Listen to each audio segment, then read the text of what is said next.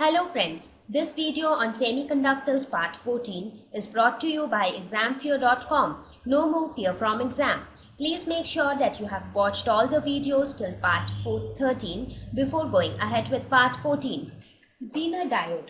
What is a Zener diode? It is a special purpose semiconductor diode which is named after the scientist Zener who found it. So this diode operates under the reverse bias in the breakdown region. So that means, as I mentioned, the VI characteristics of the semiconductor diode, what did we see? We saw these kind of a curve. So what did we see in the reverse bias region? That means in this region, in the breakdown region, that means beyond the breakdown voltage. So this Zener diode operates under that region. So what is the purpose of Zener diode? It is used as a voltage regulator. So what we will see here, how does this Zener diode act as a voltage regulator. Voltage regulator, what do you mean by this? It means that sometimes at your home also you would have seen that there is some voltage fluctuation. The voltage increases suddenly, again it drops down suddenly. So those fluctuations can cause or can damage the elements in the circuit. So Zener diode helps to regulate those voltage variations. So how, that we will see now. So symbol to represent a Zener diode is very similar to the normal semiconductor diode, just that here instead of the straight line we have a Z kind of a symbol. So for semiconductor we have it like this, and for Zener diode we have it like this. So that is the only difference. So whenever you have this symbol, you should know that it is a Zener diode which is operating in the reverse bias breakdown region. So let us look at some of the basic characteristics or basic behavior of Zener diode. A Zener diode has heavy doping on both P and N sides of the junction. So why do you think that both the P side as well as the N side is heavily doped? Heavily doped means it has more amount of impurities, right? So the P side has more amount of trivalent impurity and the N side has more amount of pentavalent impurity. So what will happen if we have heavy doping? Heavy doping means more amount of impurity, that means more amount of carriers, because every impurity will contribute a free electron or a free hole, right? So every impurity will contribute a carrier. So greater the amount of impurity, more is the carrier, therefore more is the current. Now if the current is more, then the depletion region will be thin, as the extra carrier given by the donor or the acceptor. Right? So how is this heavy doping related with a Zener diode, or what does this heavy doping signifies? Heavy doping would mean more carriers of current. More carriers would mean more current. This will again mean a thin depletion region. Right? So everything is interrelated. How does the Zener diode behave under forward bias? If we look at its characteristic, or if we look at the graph of the voltage with current, so we see that when we apply a forward bias, that is when the forward external voltage increases with in case of forward bias, the current also increases. Initially it doesn't increase much, but then it starts increasing with the increase in voltage. Now when we talk about reverse bias, how does it behave under reverse bias?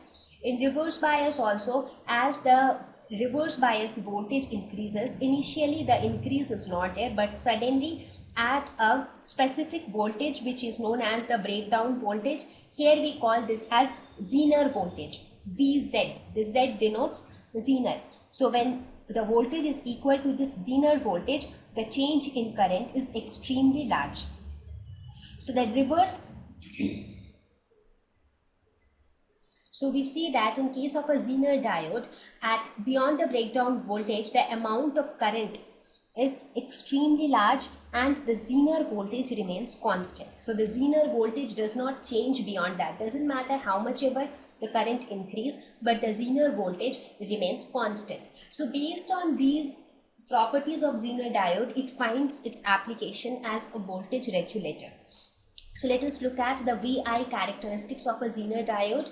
If we see in the forward bias, it increases with increase in voltage, but when we look at the reverse bias, we see that at the Zener voltage, that is at the breakdown voltage, the increase in current is extremely high and the Zener voltage remains constant. So from this we can say that the reverse current increases, doesn't matter whether how much ever the reverse current increases, the Zener voltage still remains constant. So that means Vz remains constant irrespective of the change in current. Right? So this property of Zener diode makes it suitable as a voltage regulator. So now the question is, why does the Zener diode behave differently at this breakdown voltage? Now what happens if you think of that semiconductor PN junction? What happens as the reverse bias increases, what happens? The electric field strength also increases. Now again think of your PN junction. This is P, this is N, and this is your junction. Now what happens as the reverse bias increases? That means as this voltage V keeps increasing in reverse bias, what will happen? The thickness of this depletion region will keep increasing. Now as the thickness of the depletion region increases, the electric field due to this depletion region also increases. So we can say that as reverse bias increases, the electric field strength will also increases. Now at V is equal to Vz, so at V is equal to Vz, electric field becomes so strong that it pulls all the electrons from P side and accelerate it to the N side. Because as the electric field increases, what happens? The minority carriers of P gradually drift towards N. Similarly, the minority carriers of N gradually drift towards P. That is what that happens, right? But when the voltage becomes equal to this Zener voltage, the electric field becomes so strong that all electrons from P are pulled towards N, and similarly all electrons from P are accelerated towards N, and similarly all holes from N are pulled and accelerated towards P. So at one go all the electrons or all the minority carriers are pulled. Therefore the current increases heavily, and this results in a high reverse current. This electron emission is known as field emission or field ionization, because electric field causes emission of electrons. So this results in high reverse current. Right?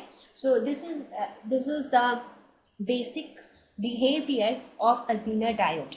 Now let us see, how does a Zener diode act as a voltage regulator?